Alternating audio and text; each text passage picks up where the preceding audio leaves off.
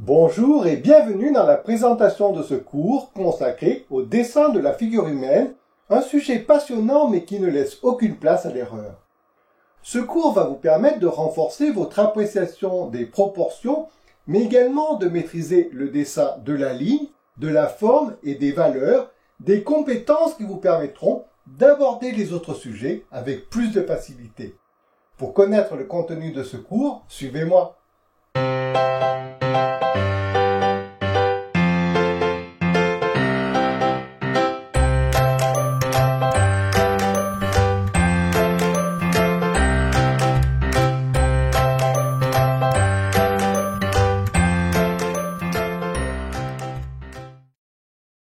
L'humain est un sujet complexe qui nécessite de connaître les proportions et la structure du corps. Outre les difficultés liées à la représentation des formes du corps, dessiner l'humain, c'est aussi représenter la vie. Cette énergie vitale qui anime les êtres vivants doit donc être restituée. Vos dessins de la figure humaine devront donc traduire l'attitude du modèle, mais aussi l'action musculaire sur le corps. Dans ce cours, vous allez donc exploiter progressivement chacune des particularités du dessin du corps humain et apprendre à déterminer les proportions du corps humain en prenant la tête comme mesure et talon, mais aussi à choisir la pose et l'éclairage d'un modèle afin d'éviter les raccourcis et les membres masqués, ainsi qu'à utiliser la ligne d'aplomb et les lignes de force comme repères pour restituer la pose d'un modèle. Et enfin, procurez du dynamisme à vos dessins en restituant les déformations engendrées par l'activité des muscles. La première leçon est consacrée aux proportions et aux canons. Même une personne sans aucune connaissance en dessin peut percevoir les erreurs dans des représentations humaines. Comprendre la structure et les proportions du corps est donc indispensable pour le dessiner.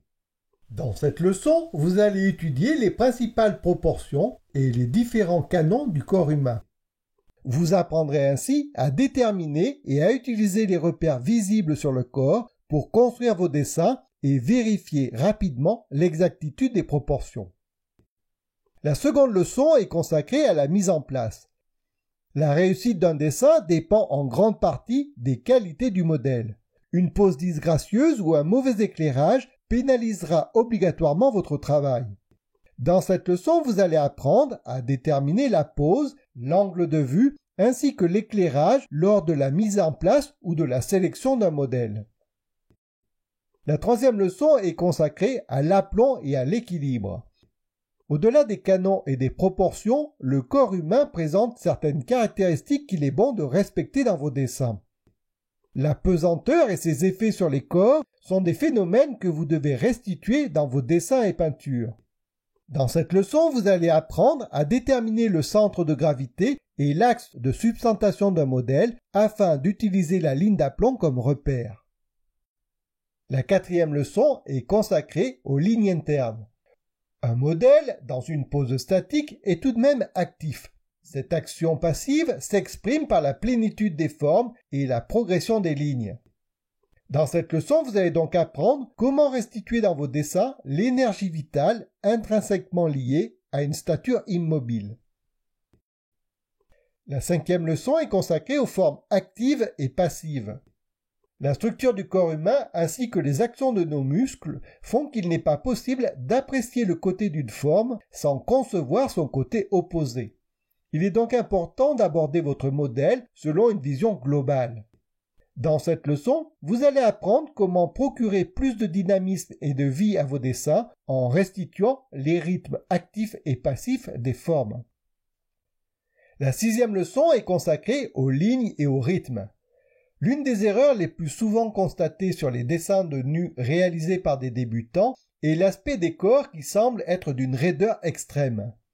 Cette leçon va vous expliquer comment éviter cet aspect figé dans vos dessins de personnages. Dans cette leçon, vous allez donc apprendre à utiliser le rythme des courbes du corps humain pour transcrire l'attitude, l'action musculaire et la vie.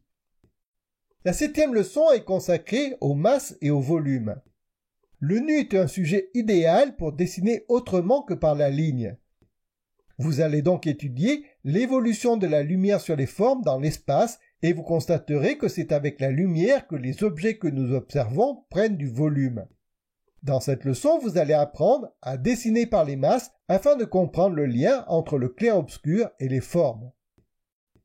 La 8e et dernière leçon est consacrée à l'anatomie et la morphologie. Ce que l'on peut observer à la surface du corps s'explique par ce qui se passe à l'intérieur. Dans cette leçon, vous allez donc étudier les déformations engendrées sur la surface de notre corps par les déplacements de notre squelette et l'activité de nos muscles. Voilà, la présentation de ce cours consacré au dessin de corps humain est à présent terminée. Je vous donne donc rendez-vous dans ce cours pour y découvrir toutes les particularités de ce sujet au travers des 114 pages, des 8 leçons en PDF et des 16 exercices qui accompagnent ce cours. À bientôt!